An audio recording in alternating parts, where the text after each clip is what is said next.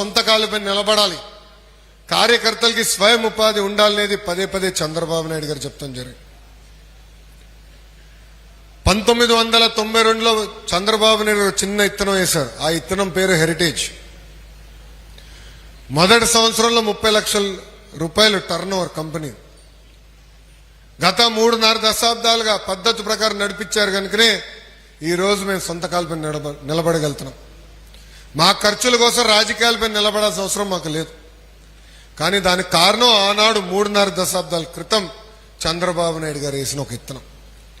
ఇట్లా కార్యకర్తలకి స్వయం ఉపాధి కల్పించాలనేది చంద్రబాబు నాయుడు గారు లక్ష్యంగా పెట్టుకున్నారు.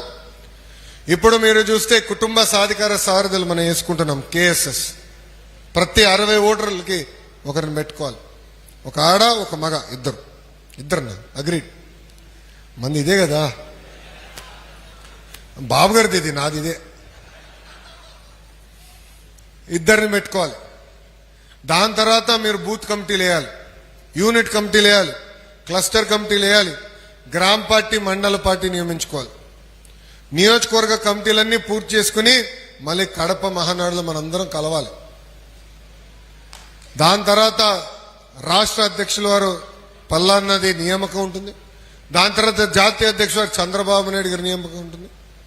అదైన తర్వాత రాష్ట్ర కమిటీలు, కేంద్ర కమిటీలు మనం ఏర్పాటు చేసుకుంటాం జరిగింది. మొన్న ఆవిర్భావ దినోత్సవప్పుడు నేను చెప్పాను అందరికీ, నేను జగన్మోహన్ రెడ్డి గారితో ఎంత పోరాడానో దానికన్నా ఎక్కువ పార్టీలో నేను పోరాడుతూనే ఉంటున్నానని చెప్పా. ఇది మళ్ళీ మీ అందరికి చెప్తున్నారంటే, మన పార్టీకి ఉన్న అతిపెద్ద జబ్బు ఒకటి ఉందండి. అదేంటో తెలుసా? అలక. ఏంటది? అలక. అలుగుతాం, పైకి పిల్లలేదని అలుగుతాం, కాఫీ టీ ఇవ్వలేదని అలుగుతాం, పేపర్ ఇవ్వలేదని అలుగుతాం. కానీ అదే పని చేయమంటే పరిగెత్తుకుంటూ వెళ్ళి పని చేస్తాం. ఏనా? కరెక్ట్గా చెప్పండి. దానికి మనం ఫుల్ స్టాప్ పెట్టాలి రా. మనందరం ఒక కుటుంబం. ఇంత పెద్ద కుటుంబం అన్నప్పుడు సమస్యలు ఉండకుండా పోతాయా? ఇప్పుడు మన ఇంట్లో నేను ఒక్కడినే, నాకు ఉండేది ఒక్కడే అంటే 5 ఆలోచనలు ఉంటాయి.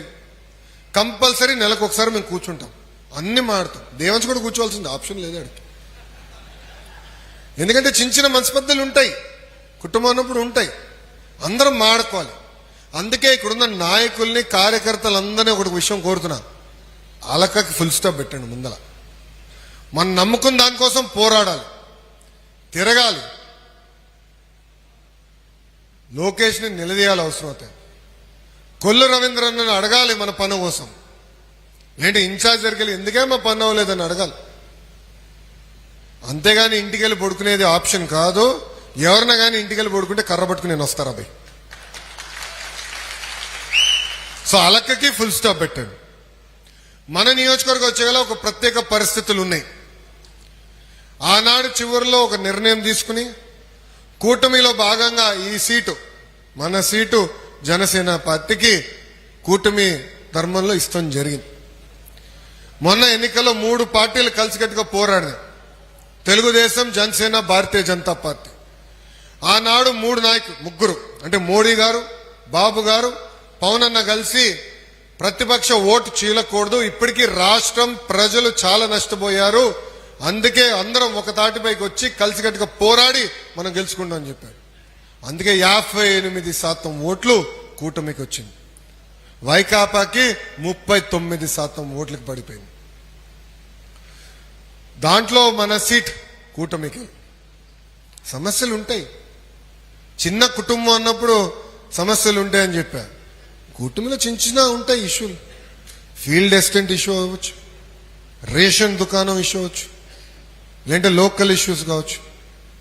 మిమ్మల్ని కలిసే ముందర ఉత్తమ కార్యకర్తలను కలిసా, వాళ్ళందరికీ ఒకటే చెప్పా, ప్రతి వెన్స్డే ఇన్ఛార్జ్ గారు అందుబాటులో ఉండాలి, ఆయన కలవాలి.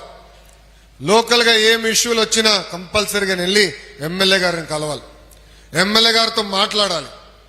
దానికి ఫుల్ స్టాప్ పెట్టాల్సిన బాధ్యత ఆయన పైన ఉంది. రెండోది రెండు పార్టీల మధ్యన చిన్న ఇబ్బందులు ఏమైనా వస్తే పార్లమెంట్ పార్టీ అధ్యక్షులు ఉన్నారు, జోనల్ కోఆర్డినేటర్ ఉన్నారు, చివరికి రాష్ట్ర పార్టీ అధ్యక్షులున్నారు, వాళ్ళకి నేను బాధ్యత పెట్టా ఆ సమస్యలు పరిష్కరించడానికి.